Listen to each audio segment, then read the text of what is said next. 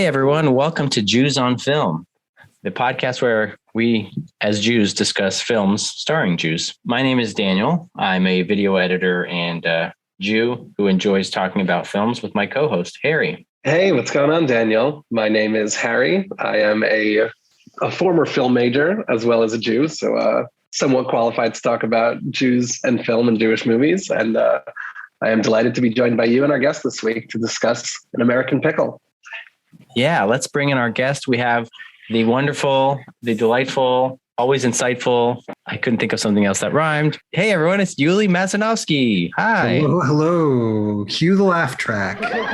Hey, Harry. Hey, Daniel. How are you guys doing tonight? Thanks for being on the podcast and discussing this movie. My pleasure. Before we kind of get into the pickle jar here and talk about the movie, why don't you tell us a little bit about yourself, Yuli? Why did I ask you to be on this podcast? Well, we are good walking buddies after Shabbat ends on many weekends, which is a very fun thing to do. Mm-hmm. Daniel is like optimal walking buddy, if you ask me. Oh, thanks. And for real, yeah. And then, so I am a literary manager, and my company is called Silver Lake Entertainment, and I work in Hollywood, even though I'm based in Seattle, and I work with screenwriters, TV writers, and novelists, and I help shape their work so that it can get put into movies and to television. And so, Daniel, you were like, "Hey, do you want to be a part of this new podcast I'm doing?" I'm like, "Yeah, sign me up. What are we doing?" And you were like, "Film." I'm like, "I know a little bit about it." So, awesome. I'm glad you offered me a Seth Rogen movie. I definitely have a point of view on the movie and on him in general, and I'm like excited to chat and share. And yeah, it's a good idea what you two guys are doing here. Oh, thanks. Well, why don't you save that thought for like the end of the podcast after you've done it, and then you can say if it was a good idea. You know what I mean? Cut and paste. Then you may regret being on this podcast, but we'll see. That's on me, not on you. That's true. So why don't you tell us what was your background with films growing up? Films of the Jewish variety. What did that mean to you growing up? Films of the Jewish variety, I feel like the one film that sticks out is Fiddler on the Roof. Okay. Because we watched it on TV. Mm-hmm. That one's on the list. We will, for a future episode for sure. Yeah. Yeah. And like Fiddler, I was always rushed out of the room when the scary dead Jews rise up from the graves and torment Tevye and his wife. There's like a scene where that happens. Oh, never saw it. And then I'm like brought back in. And otherwise I have like growing up, no consciousness of, this is growing up like before, let's say college, no real like feeling that like there's Jewish movies about Jews, Jews who do movies. It was all just kind of like movies, like good, bad. Should I watch it? Should I not watch it? I don't think I ever like really linked my Jewishness with the movies I was watching. Got it. Did you, so like when you were watching like any Spielberg movie growing up, your parents weren't like, "Hey, he's one of us"? It's so interesting because like I did not grow up in a household where people were big fans of Steven Spielberg's. Okay. And so I'm trying to think, he did E.T., which I saw in the theater and really loved as a kid. Yep. And then like went Indiana to like Jones? Nothing? I only saw Raiders, I think in middle school. Okay. There was like a school trip to see one of the Raiders of the Lost Ark installments, maybe 2 or 3. I don't remember. And it wasn't like, there was never this like, oh, there's a, it's good for the Jews, like so-and-so is directing it like that.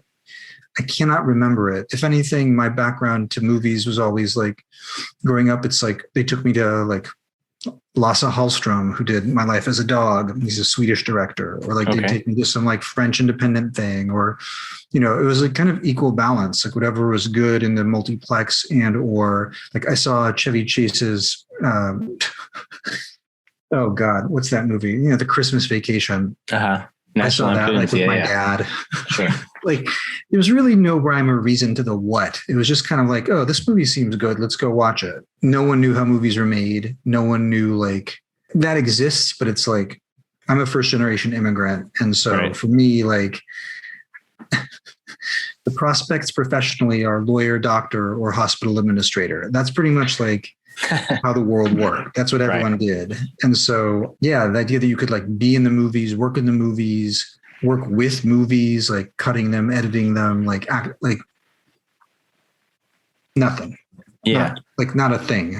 And yet here you are. And here I am. It's like a writer's agent. So like, how did that come about? Like, given that you didn't have like you had an association with movies growing up, but it sounded like that wasn't one of the choices, growing up. How did you end up here? The very, very short version is that I was doing a PhD in French literature.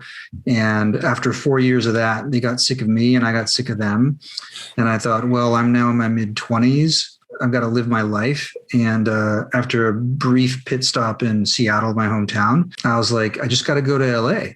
I can compete and get a job. If I can get a job in the entertainment industry doing something, then that's winning. Because if it wasn't that, it was law school, pretty much. That was hanging over my head after my PhD experiment. And started in the mailroom, moved to LA, ended up like everyone, you make calls, you take coffees until something happens. And so for me, what happened was that, a friend of a friend introduced me to HR at United Talent Agency and interviewed with a few people there. And then, at the time it was much smaller than it is now, but Jeremy Zimmer, who's kind of like a Hollywood agent legend guy, he's like, well, I've got some good news for you. You can start whenever you want. And I'm like, what's the bad news? And he kind of looked at me. He's like, there's no bad news. But started in the mailroom. Classic Zimmer. I guess. Classic. But there's always bad news. It's weird. What are we now? 2022? Yeah. So it was, in fact, 17 years ago, first week of February, I started at UTA. So long journey, and kind of did worked my way up in the mailroom, then was an assistant for 2 years, two separate bosses. One of them repped screenwriters mostly. The other one repped novelists and journalists mostly. And then I kind of got myself promoted to a literary agent a year before the writer's strike. And that was what I call the end of stupid money. Everyone is getting paid. And then the strike happened. And then that was 2008, Bush, Obama, McCain, the recession started. So Hollywood kind of fell apart. Yeah. And then I ended up leaving the agency in 2010. And I started up my own company that spring of 2010. And I've been just kind of a solo, in Hollywood, we call it boutique manager. Sounds fancy. It means antisocial, but boutique. And yeah, that'll be in March, 12 years I've been solo. So yeah. Does that answer how did I get to this point question? Yeah. In a very short way, right? There you go. Awesome. So do you mostly deal these days in writers of novels, articles, screenwriters, or kind of like a mixed bag of these folks? My list is more or less split up into a third of the folks are just writing movie screenplays. A third of the folks are just writing scripted television.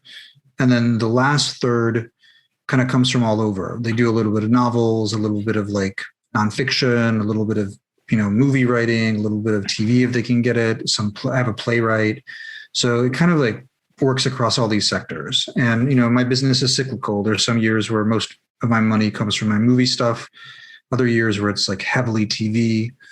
Other years where everything is kind of flat. I don't know. It's a very hard. It's cyclical and hard to predict. So you kind of have to do a little bit of everything and hope that things land. You want to name drop some of the people you rep, or is that tacky? Some of the things that have come out of my company or where writers have worked on my company.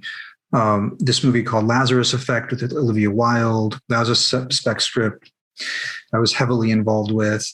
Another movie called Eggplant Emoji, which premiered on Netflix as a movie called The Package, involving a high school camping trip.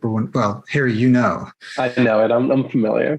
Good. I think it's also an age thing. I think some of the older people have never heard of it or seen it, but can represent the younger demo. Yeah. It was. And I feel that script was it's even in town when we sold it, some of the older execs are like, what is this eggplant emoji thing? And all the assistants were like, come on. So yeah, that happened. I've had writers on shows like Girls, Craig of the Creek, Tokyo Vice, which is supposed to come out pretty soon on HBO Max. just kind of, it runs the gamut. Sorry to kind of, that I should have flaunted all my credits, but all my writer's credits. But yeah. Well, thanks for all that. It sounds like you've passed the test. You are qualified to discuss the Seth Rogen movie that we're going to be talking about today. American Pickle came out in 2020. Before we get too deep into the movie, Harry, I'd like to ask you to do the honors and read the official IMDb summary of An American Pickle. Sure. I will gladly go through that now. I found a good, of the many synopses on here, I found a pretty good one. All right. This one was posted by Anonymous, so credit to them. A simple Jewish man named Herschel Greenbaum works in a pickle factory in Brooklyn. One day he falls into a vat of brine and stays there perfectly preserved for 100 years. He comes back to life and goes to stay with his great-great-grandson Ben in contemporary Brooklyn. So the film is directed by Brandon Trost and written by Simon Rich. Now, Simon Rich, I did a little bit of research about Simon Rich. He was an SNL writer and is now the showrunner and creator of the show called Miracle Workers on TBS with like Daniel Radcliffe and Steve Buscemi. And so he was on SNL for a bit. And Brandon Trost, I looked up his IMDb credits, and he was a DP and a visual effects guy who worked with Seth Rogen on a lot of his past pictures. Yeah. So Simon Rich had originally written a 4-part New Yorker article called The Sellout.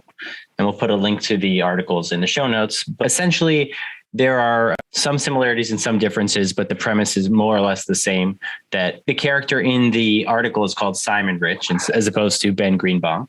And Herschel Rich is his great-great-great-grandfather who sells pickles. The premise of this film, as you mentioned, Harry, is Seth Rogen is playing both roles. And so, I feel like in front of the camera, behind the camera, we have Seth Rogen, Simon Rich, most likely a Jew, I would assume, based on the article and the way that the film kind of references a lot of Jewish themes. But what was really interesting to me in terms of like how the film was made, Seth Rogen said in this sort of like featurette that they put online that he didn't like the way that fake beards looked. So they shot the film in 2 halves.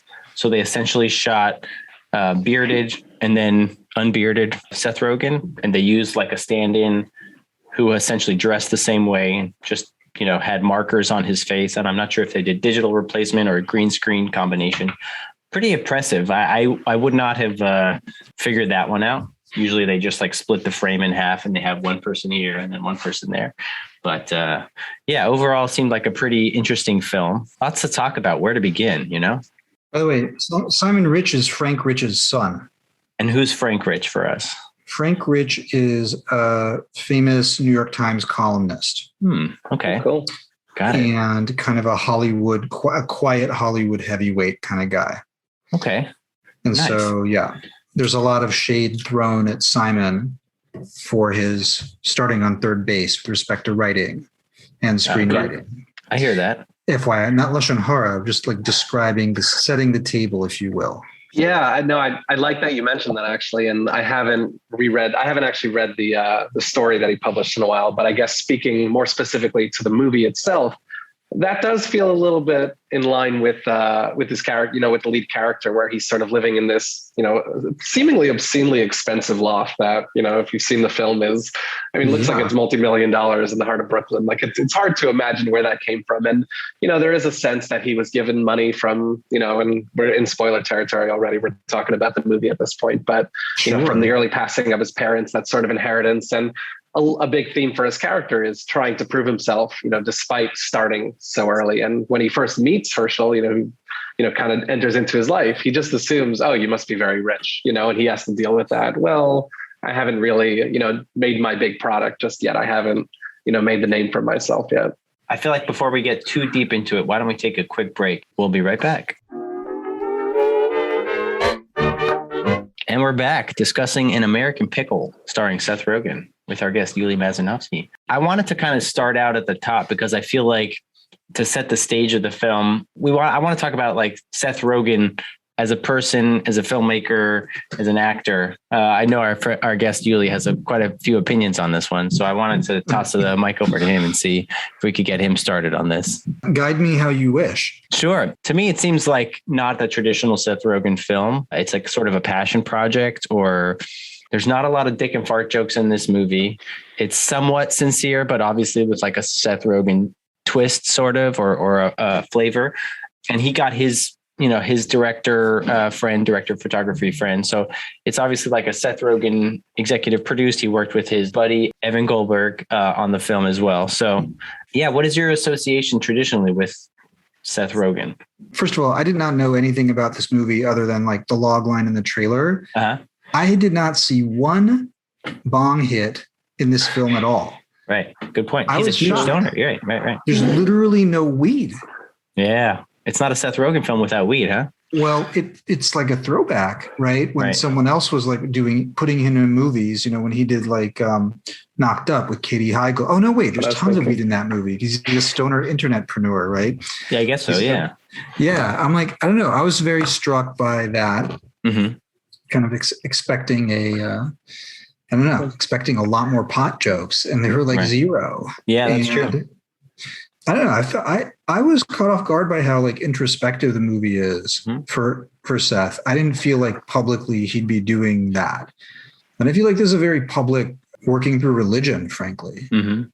If the arc of Ben Greenbaum is to learn to admit that he can say Kaddish in public, right? If that's basically the hero's goal, that's not a Rogen move typically. Right. So I'm like, not impressed, but impressed, but like more surprised. I'm just like, oh, that's not expected. I didn't think this movie was going there. Yeah, I definitely agree with what you're saying. I think that, what this movie really does is it gets very specific. We've spoken about this with a couple of our movies, when they're sort of projecting Judaism as this, sort of like to reach all audiences in a way that everyone can kind of engage with, versus like getting very specific in a sense that the movie isn't exclusively for, religious Jews who are familiar with Kaddish and familiar with some of the words that they're using. But at the same time, you are rewarded if you have that experience. And, the one thing I wanted to call out was the way this movie uses, the name Hashem specifically, and the way it says it so casually throughout the film without giving any explanation. It does feel much more personal because of that. And it does feel like Seth Rogen is saying, I'm not doing this for like the humor of playing into sort of, Jewish tropes, Jewish stereotypes of past, and trying to generate humor out of like, look, this wacky, I'm falling back into my religion. But because of how specific I think the movie plays out, it makes it feel like this really was a very personal and very much, I'm telling my own story, and he, clearly a lot of this is coming from his background and from, he gives the impression that he had a legitimate, Jewish childhood education to the point that he can actually, express certain ideas here believably, I think. So I think I read in one of the articles, it was either Seth or Simon had said that if their grandparents knew them at the same age, they would be disappointed with how they turned out, because at their ages, they were probably raising kids and going to war and doing all this stuff. And here they are both just like typing away on computers or getting stoned all the time or doing pottery. And so as sincere of a film as it is, as a Seth Rogen piece, I think it is kind of a comedy, right? So right up top, they do establish they have this shovel gag. So we start out the movie and Herschel is like shoveling shit, and one shovel breaks and it cracks. And then he gets a second shovel and then it cracks. And then all things are funny in threes. So we get the third shovel and it's made out of like, all right, maybe he shovels the shit onto the wagon and then the wagon falls. Yeah. And then there's other times like later on when Herschel has come back to modern times, and like he goes to visit his wife's grave, and like all this like stuff from the billboard like falls like right on her grave, like literally just like, yep. So there's like a lot of like moments like that. But I do like how they kind of set it up as a very like Jewish film. I will say that one thing this film has over Yentl is that they actually speak Yiddish in the film, and they speak it like effectively. Whereas I was thinking of you when watching that. I knew you'd appreciate it. Yeah. I mean, one of the criticisms I had about Yentl was that there was not very much or any Yiddish really spoken in the film. And it was like a huge missed opportunity. Plus the accents, like Herschel's accent is like pretty, like fairly legit. I don't know. I actually read that Seth Rogen met with a dialect coach specifically for that, like not only to learn the Yiddish accent, but even to translate it into speaking English, with that sort of Yiddish accent. That piece I gotta say that piece bugged me. I felt like he was trying to do Sacha Baron Cohen the whole time. And I literally couldn't get out of like, oh my God, he's doing a Borat. And why? Just like something else, please. And like that, my one like wrinkle of annoyance. We should say that you are of like Russian descent. So I think you're maybe more finely tuned into that accent. Qualified. Yeah, no, it's true. I guess, yeah, my ear is like, nah, he's not like there yet. He's like trying hard and it's consistent, but it's consistently not there yet. It is greatest summer of my life. We have so much in common. Her favorite color, black. My favorite color, black. Her parents murdered by Cossacks. My parents murdered by Cossacks. While we're on the Jewish tip, I did want to point out that Herschel was wearing a wedding ring the entire movie. And I thought that was maybe not something that like a religious Jew at that time would probably be wearing. True. That would be like, I would say other than that, like the beard looked legit. The clothing was solid. A lot of the lines, like a lot of the funnier lines from the film, when he runs into a hipster on the street and he says, "Oh, where is that from?" He says, "Oh, I made it myself." Like all that stuff is from the article. Yeah. Cool. But yeah, essentially, like you said, Harry, he gets preserved in a pickle jar, in a pickle vat for 100 years, comes back to life, and he meets his great grandson, who's also Seth Rogen, and hijinks ensue. A few differences I kind of wanted to point out between the movie and the article. So in the article, Simon Rich is a script doctor. And so one of the recurring gags in the films is they just like talk about like some ridiculous movie that he's writing on, where it's like these kids movies and just how silly it is. And it sort of personifies the difference between Herschel's hardworking job as like a rat smusher and rat killer. And then like Simon Rich punches up jokes for an obscene amount of money on these dumb Hollywood films.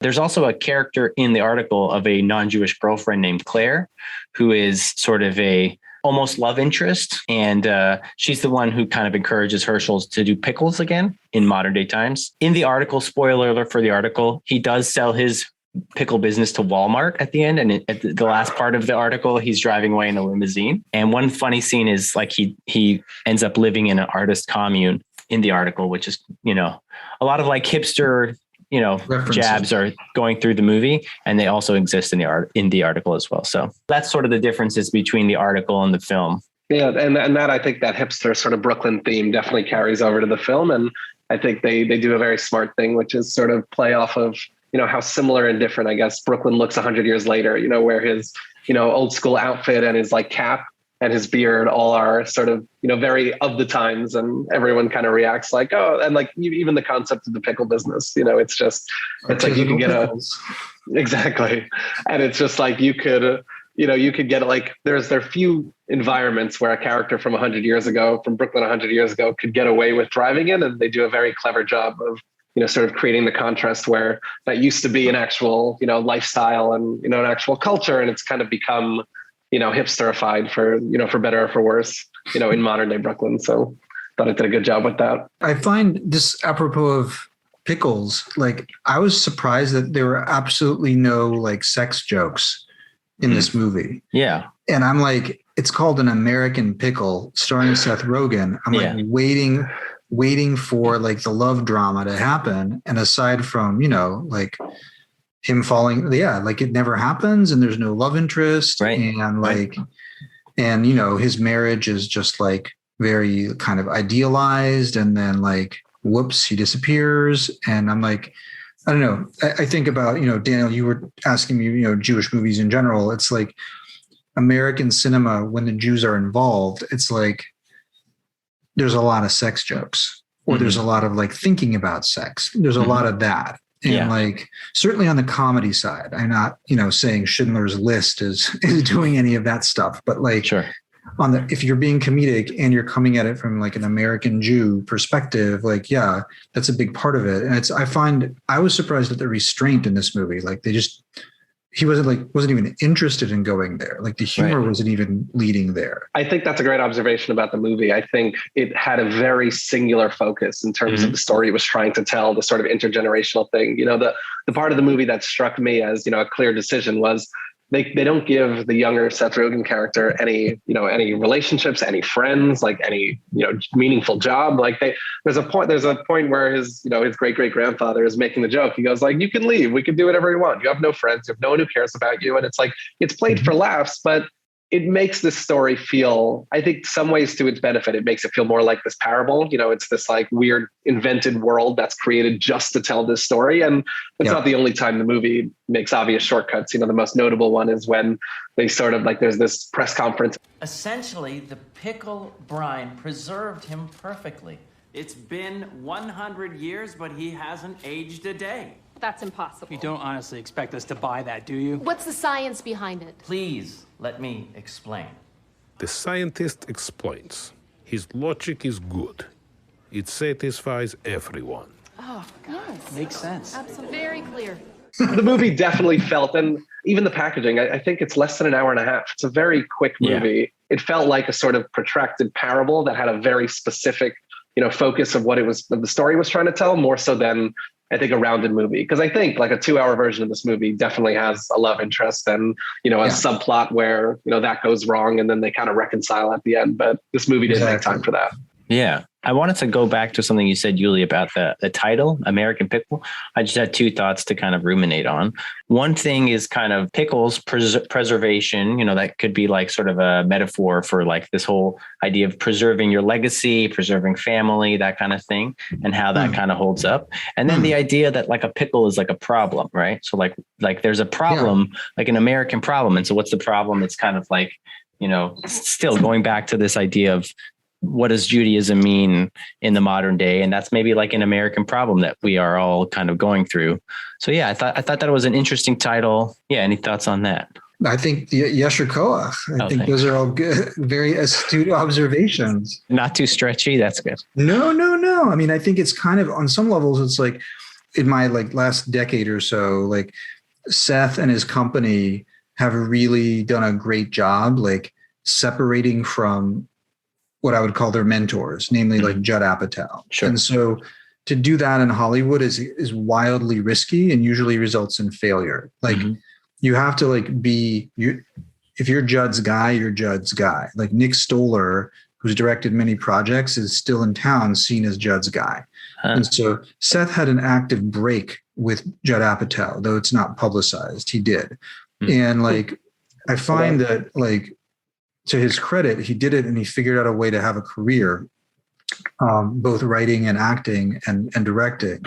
I mean, that's an aside. I think what I'm trying to say, though, is that sort of like rupture with people in charge. I feel like it's good that he does this movie because it's fitting, right? I don't feel like they sold it in a sort of steadily way. Like that trailer felt like you're watching a Jewish American movie, right? But like, I feel like I don't know what this movie is compared to like Woody Allen movies or Mel Brooks movies or, even like Broad City. I feel like this lives in this is a Jewish film, but it's like not interested in being an American Jewish movie in the way that like a lot of other Jewish entertainers try to pursue. Like it's not in the discourse is what I'm trying to say, to sound academic. I feel like it's trying to chart a new kind of path, which is brave, frankly. Yeah. So I think, not to spoil my review too much, but I feel like there were a lot of big swings in the movie and like they try to cram it all in there a little bit.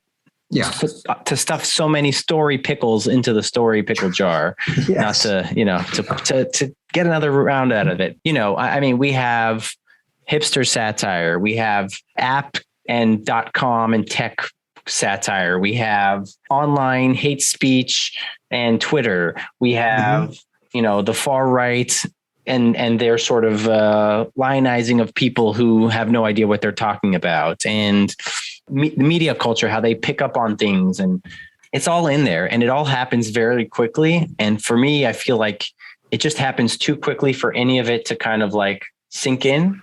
Because you're on to the next thing, you're on to the next round of cat and mouse, because essentially what happens in the film is Ben and Herschel kind of go head to head, and they have a bit of a falling out initially. And basically Ben kicks Herschel to the curb. Herschel walks out with his pride and he becomes this pickle, this pickle baron, and Ben is trying to get his app off the ground. And so it sort of becomes, who can one up the other. And through a random series of events, Herschel becomes incredibly successful with his business. And then he goes out of business because he doesn't have the right papers. Ben has snitched on him to the Department of Health. And then he posts on Twitter because Ben tells him to go on Twitter, and he ends up getting himself canceled and then uncanceled and then embraced by the right wing. And then all this stuff happens, but it all, like, what I guess I'm trying to say is it all happens so quickly that because it happens so quickly, it's just hard for us to have any sort of like moment to breathe and kind of like process what's going on. And they just shift right into next gear and they move on to the next thing. Yeah, I definitely agree with you. I think especially as we're saying, this sub 90-minute movie, for them to pack everything in there. So, one after the other, it definitely felt like it was bursting at the seams. And, there's obviously a lot of Trump allusions towards the end, this whole political campaign. And you get the sense that this might not have been so present in the original article. And this was a little bit of Seth Rogen trying to needle some of that in. But what I think is so cool about what you were saying is, to Yuli's point about this being sort of a Jewish film, not necessarily in the spirit of an American movie. I think there are a lot of detours to a little bit of a more Americanized, path, but they do end the movie in the shtetl, in, the fictional city of Lifshka. And that big climactic moment is him saying Kaddish for the first time, and it's that Kaddish, it's this Jewish prayer of remembrance. Ihr seid ein Yid? I only speak English, I'm sorry. You are Jew? Yeah? We are need 10 Jew men for make minyan, for Kaddish, prayer for dead.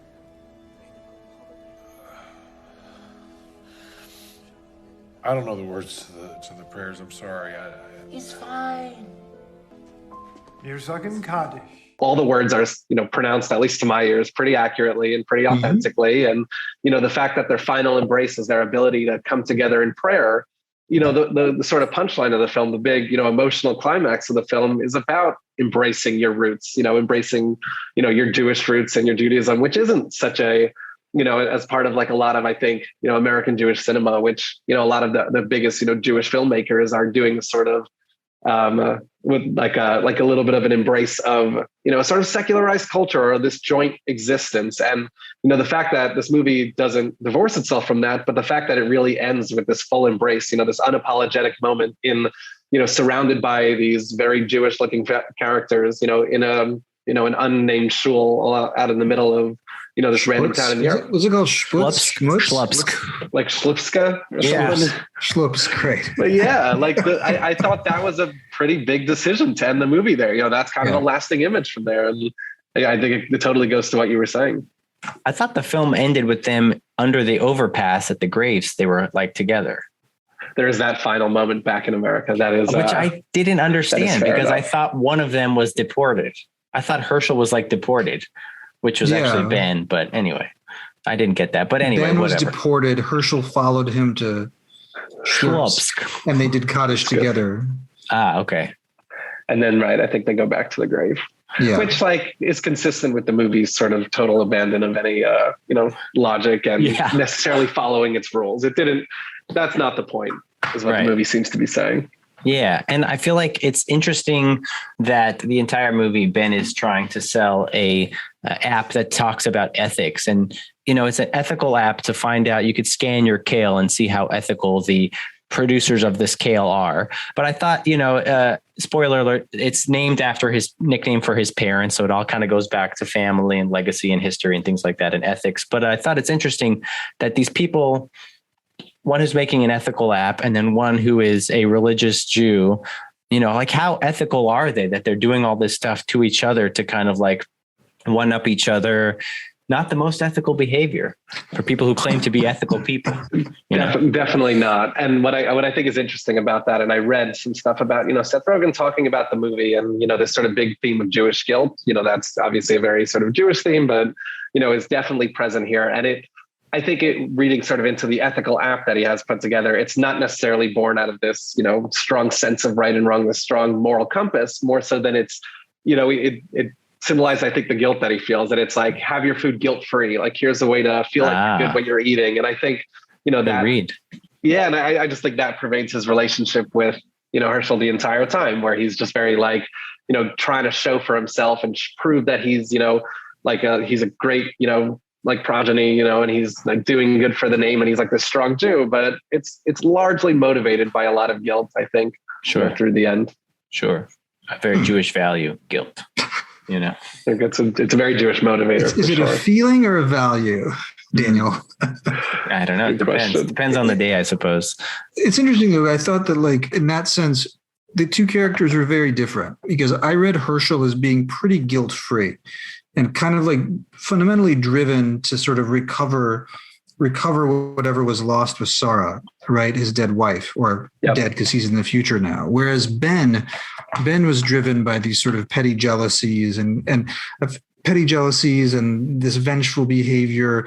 I don't know. To me, I again, who knows why? I felt like Rogen's basically saying Herschel's version of ethics makes a lot more sense. Like there's that scene where he's joking with the black character. Interns? Yeah, they're unpaid workers. Unpaid workers? Right, you compensate them in education and experience. Like slave? No. That's not what I mean. That's a little bit of an oversimplification.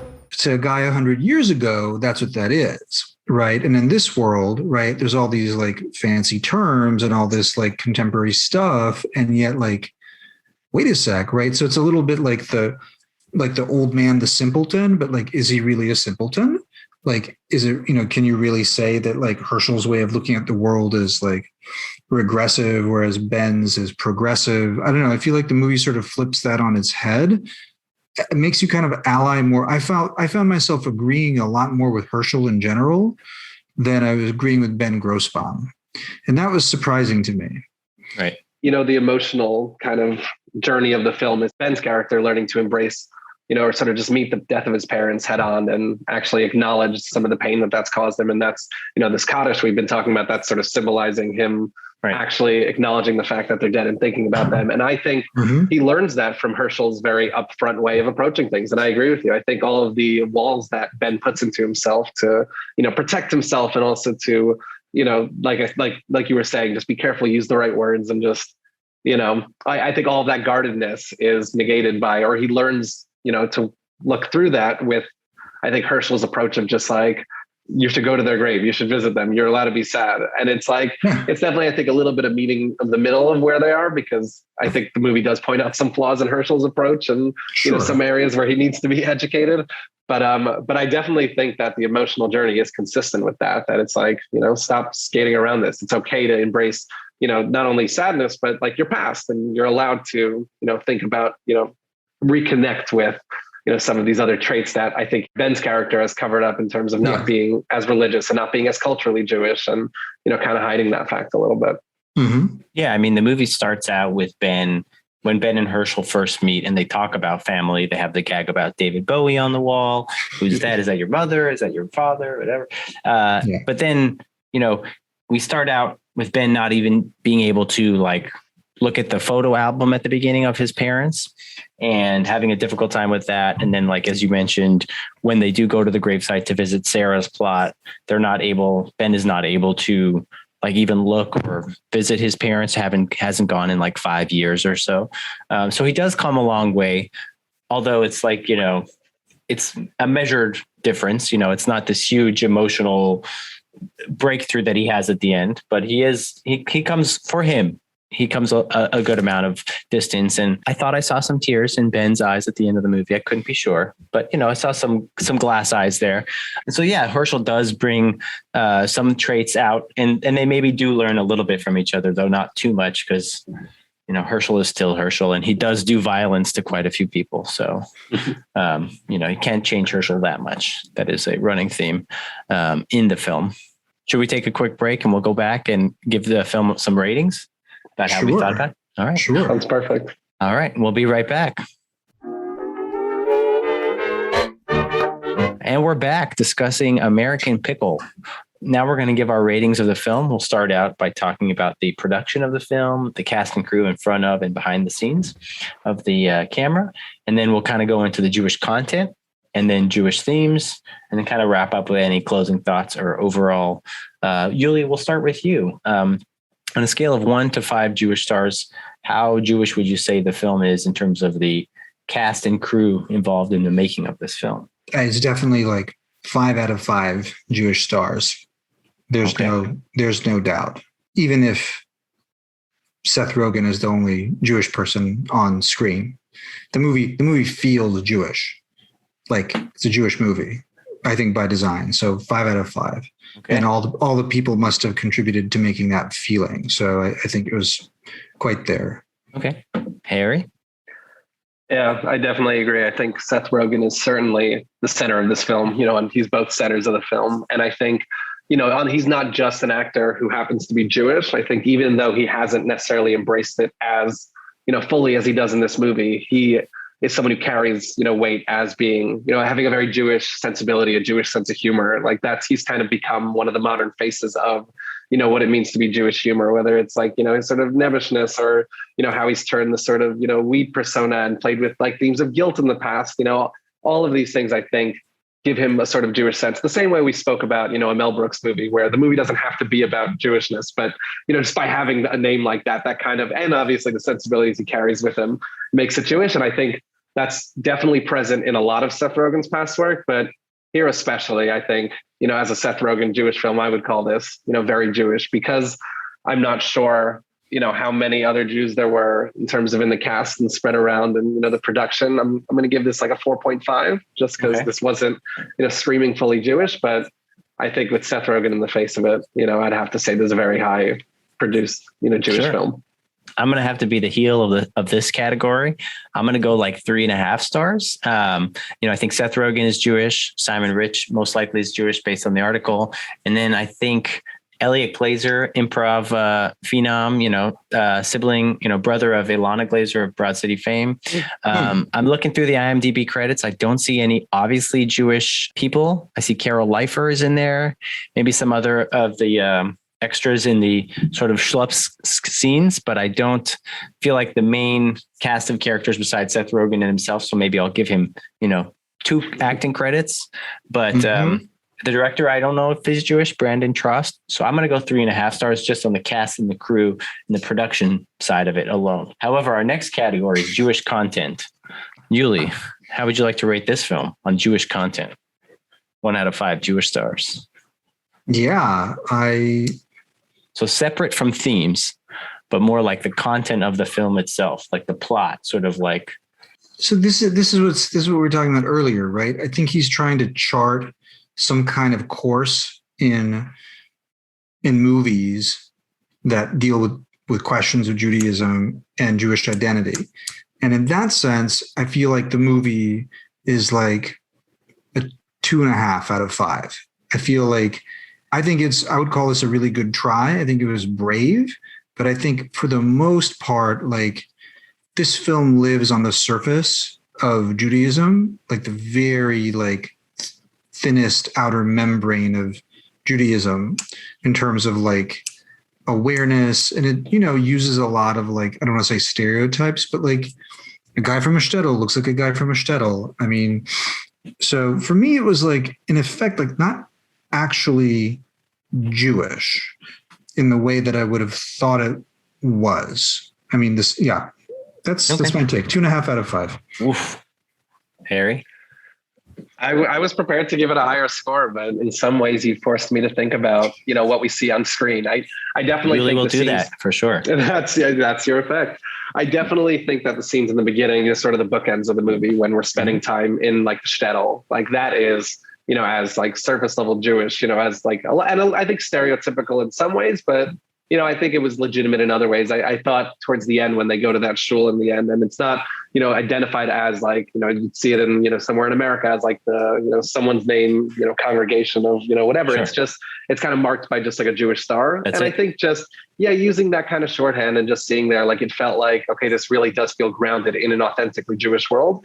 But you had me thinking about the kind of middle, section of the movie. And as much as we're engaging with, one or I guess 2, very Jewish characters, they're not really in an identifiably Jewish world. I think when we think of modern day Brooklyn and a lot of like, the Hasidic, like the Hasidic community that exists there and some of like, the more, Orthodox Judaism that kind of is at play in Brooklyn, they don't really spend time in that world at all.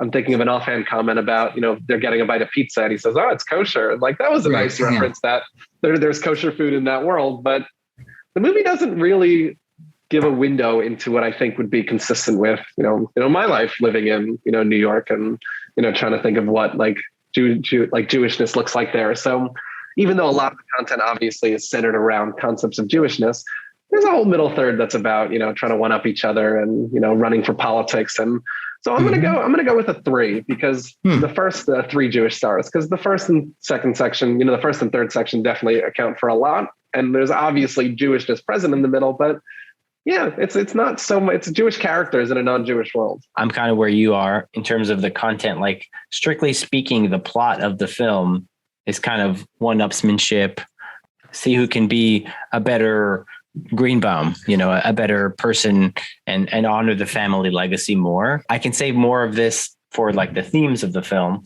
But in terms of the content, like you said, there are Jewish aspects.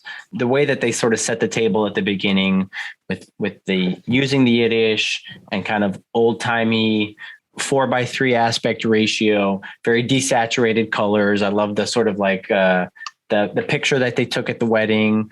Really nice, kind of like old world, Isaac Bashevis singer vibe going on. That was very Jewish. So I would say that would give me like a star and a half. But then as we go through the film, we're talking about things like seltzer and pickles, which certainly have a, soft spot in my heart. I love the seltzer gag. Like that is what Herschel aspires to drink one day when he becomes a wealthy person. And SodaStream, shout out to SodaStream, which is an Israeli company. So brave move to use that in the film. Really enjoyed that. So there's little things here and there, but like, as you said, Ben is trying to sell an app and also like, ruin his great grandfather's life. And Herschel is trying to sell pickles and ruin his great grandson's life. But nothing about that is like super Jewish. Like if we want to maybe pull something biblical, it could be like a Yaakov and Esav thing, like competing brothers vibe. We always like to stretch this part a little bit, Yuli, where we try to like fold in biblical references when they don't fit. Very stretchy. A square shape in a round hole kind of situation where sometimes it works and sometimes it doesn't. But yeah, I feel like overall, the end kind of wraps up and we do have this like nice, like, as you said, Harry, nice Jewish bookends. But like you said, the middle of the film did not seem super Jewish to me. So I'll probably go like 3.5 stars as well. Okay. And now we're going to talk about Jewish themes. So thematically, Yuli, how Jewish did you feel like this film was on a scale of 1 to 5 Jewish stars? The movie, I mean, I hate circling back to this a little bit, but I just keep it. In Annie Hall, there's a joke where they're like in Minnesota eating dinner at her family's house. And like Woody's character is like, "Oh, my grandma was busy getting raped by Cossacks." And I noted that in this movie, the Cossacks were busy murdering the village. These are your parents. Where are they? They passed away. I'm very sorry. Murder or regular? It was a car crash. So regular. You will tell me everything of their death so I may bear witness to your grief. How their bodies died, their faces as the life left. Be very specific. Spare no detail. We will bond over our pain. No detail too small. And I'm like, that had to come from Woody Allen. And so I'm like, thematically, this is I'm not saying it's Woody Allen 2.0, but I think this is Jewish, quote unquote, in the way that people see like eating lox and bagels, maybe watching the New York Yankees play baseball, doing like, whatever American Jews do. This movie feels like culturally Jewish and thematically, not really, like in a very cursory way. Like it's like, I don't know. I still vibe it as like, it's like 4 out of 5. It's a Jewish movie the way that Woody Allen made Jewish movies or Mel Brooks did. Sure. They're like Jewish, like culturally, but I'm not like learning much about the religion in this per se, or like what makes Jews different from non-Jews, or what are like the problems Jews have. specific to them being Jews as opposed to just human beings in the world. Yeah, I can't believe we hadn't mentioned the Cossacks yet. Yeah, right? Yeah, oh, sure. Happy you brought it up. Harry? I actually was thinking about the themes quite a bit with this film, and how much of is it just like we're using surface level, a lot of sort of Jewish tropes just to tell this story about these two competitive relatives, and how much is it actually sort of centering the film on some of these themes. And I know I mentioned this one before, but there's definitely a theme of Jewish guilt here, and I think a lot of Ben's character is motivated by feeling this guilt, and every time that Herschel comes up to him and says, oh, you are strong, you are my strong great grandson. And he's like, yeah, I'm not sure if Sarah would want to see what I've become. And I'm not sure if I'm there. And I think a lot of this movie is about proving himself to, this older generation and trying to justify, how he's become who he's become, and, why he is not the same sort of rigid religious Jew in the same way that he is. He kind of explains that away sometimes. And I think guilt is a huge motivating factor in the movie. And then there's a couple others I think that are really present. We spoke about the Cossacks, and there's definitely this sort of Jewish suffering and kind of being born out. A lot of Jewish, humor, Jewish themes are born out of us. Most Jews being only a couple generations away, if not, actively present in a lot of Jewish suffering, and that's clearly, a big factor in their relationship here. And I think even the central idea of the film of sort of this, I guess, religious transmission and cultural transmission and maintaining tradition, and I think with the big climax being kind of embracing his roots a little bit more, and embracing as well, embracing the religion that he's kind of abandoned. And I think that's inherent to any sort of religion, but especially with Judaism, this concept of trying to preserve tradition in the face of, just newer cultures.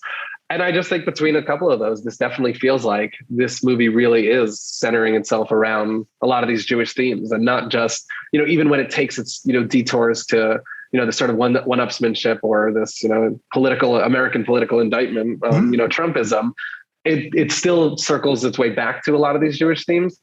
So with all that, I would say this is pretty high, higher than most of the films we've seen. I think I'm still going to stop myself short at a 4.5, not go all the way up to 5, because like I mentioned, there are detours, but I would say a 4.5 Jewish stars here.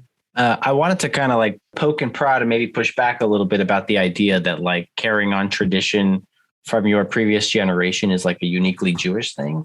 I feel like in all like sort of, I even feel like in some of these like newer Pixar Disney movies where they're like a little bit more diverse, so they're focusing on other cultures, there's maybe this idea of like, you're going to follow in your parents' footsteps and be like, like Moana or something like. I'm thinking like that movie Coco. I think there's this theme of, transmission and tradition. And I think a lot of that movie is about remembering, the older generation. And as like the newer generations threaten to lose that sort of culture in that movie, it's the newer generations haven't sang any music in a long time because they've kind of rejected music. And, the punchline, spoiler alert, but the punchline of that movie is learning to embrace music again and, remembering what, the sort of great grandmother, the matriarch of the family, that kind of music. So I'm just supporting your challenge to my idea. That's fine. You need the help. Yeah. No, I'm into it, man. It's always good to hear from the youths, I want to senior youth correspondent, Harry. Exactly. That's like been my role this week. Yeah, exactly. No, I feel like that while it is a very strong Jewish idea to like preserve your family's traditions and to carry things on and not be a disappointment to your family, I feel like it is a common theme in a lot of movies these days.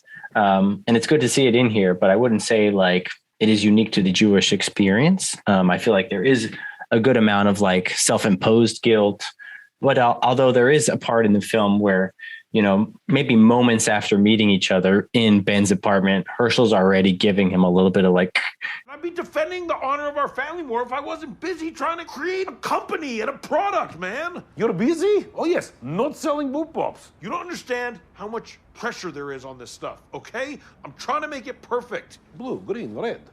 Who cares? Pick a color. Companies are made or broken by the color of their logo. So there is that sort of like grandparently Jewish guilt that seems familiar to most of us. But I would say, overall, because they do try to tackle everything in the film and they do take so many big swings, which kudos to Seth Rogen for doing kind of like a different sort of film and trying it out. I do feel like it was kind of like surface level on some parts. I might just go 3.5 stars on that. Before we move on, I'll just jump into the transmission thing that you said to me, that tradition, just because, a healthy back and forth is makes for a good podcast. Very Talmudic. Yeah, absolutely. Exactly. But I definitely see what you're saying. And I definitely think that tradition is a theme that's not inherent exclusively to Judaism. But sure. I think I feel like it's not, that doesn't necessarily mean it has to be, mutually exclusive. And it's something that, and I was even, in my own version, extrapolating to like religion, a concept of religion is just about preserving the traditions of the past, because that's how religions continue. And that's how I think all cultures continue, which is why, like you're saying, as Disney explores other cultures, that becomes a huge theme, because that is how culture is transmitted. Sure. But it does feel like that is a big part of Judaism. And whether that's, if you get very granular about the specific laws that might be attempting to preserve that, or if it's just, as another one of these cultures, as another one of these religions, it is, prizing itself on being traditional, on maintaining tradition. And I think for a movie to explore that, I think that is not something you'll see necessarily in most movies. And I think for the movie to do that through this Jewish context, as the movie obviously is operating in, that makes it a sort of Jewish version of tradition, and that colors this as tradition in Judaism, and that's kind of how I read the movie. Yeah, excuse me 1 second. I think I have that half star from the other episode where I took it away, so I'll throw that other half star that I kept from the other episode. It's a callback to another episode where we took back a half star from another review. I'm going to throw that in, Harry. You've convinced me. I'll go 4 stars out of 5 for Jewish themes. Yuli, any closing thoughts on the film American Pickle? Did you like the movie? What was your overall thought of the movie? Would you watch it again? Would you recommend it to friends? I usually don't watch movies more than once. The only exception is really The Big Lebowski. So no, I wouldn't watch it again. Not because it's not a good movie. I think this podcast made the movie more interesting to me, actually. Thank you. I guess. I'm like, okay. We just talked. We went there, and it's like, this time is moving quickly. It's like, in a sense, the podcast is moving more quickly than the movie. I felt the movie was flawed, but I'm not saying that to be a hater. I'm like, you can't get a movie made like this in Hollywood by a major studio. So the fact that he got Sony to pay money, to me, is very impressive. That HBO Max bought it and gave it a release, even though it was online, is impressive. I mean, I'm impressed by the whole thing. But it's not something I need to see again to think about things. I don't think it was that kind of film for me. Harry?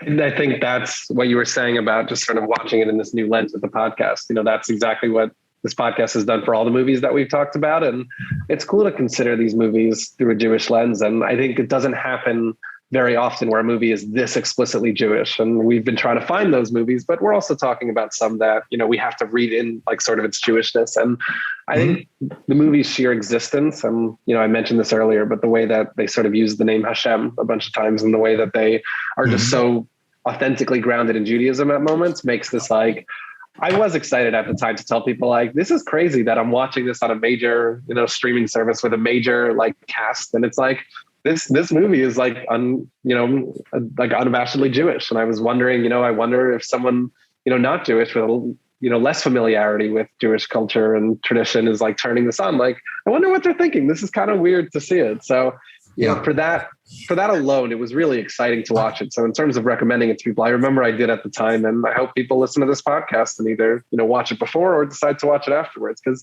it is really cool to see that. Yeah. But overall, it was a fine film. I think I agree with a lot of what you've been saying, Daniel, that it kind of goes all over the place at times, and it, pulls a lot of different threads in a very short amount of time. So I don't find myself revisiting the whole movie so much, but rewatching parts of it, I enjoyed it. I definitely did. Yeah, I remember seeing the ads for it, and my friend Avi, shout out to Avi Blumenstein, he looks a lot like Herschel in this picture. I have to pull it up. And I saw the picture and I was like, oh, I don't know what this movie is.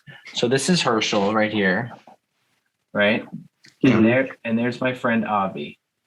Right there.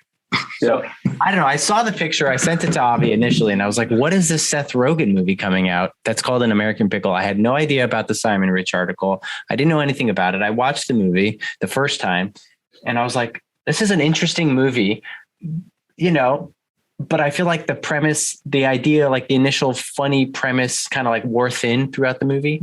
Like, so it's like a fish out of water story essentially. And like the whole pickle thing, I felt like I would have loved more time in Herschel's era, to be honest, like him kind of shoveling more shit and more of that kind of stuff. It would have been a little bit more interesting than like more hipster satire. Like, I feel like that's been played to death. And yeah, I feel like if we cut out like one or two of these like side stories from the film, this sort of like cat and mouse thing, it was just fine, but it did like kind of have the article to sort of like guide it through some of the plot points. I did like, the sort of Jewishness of it, and the idea of family and things like that.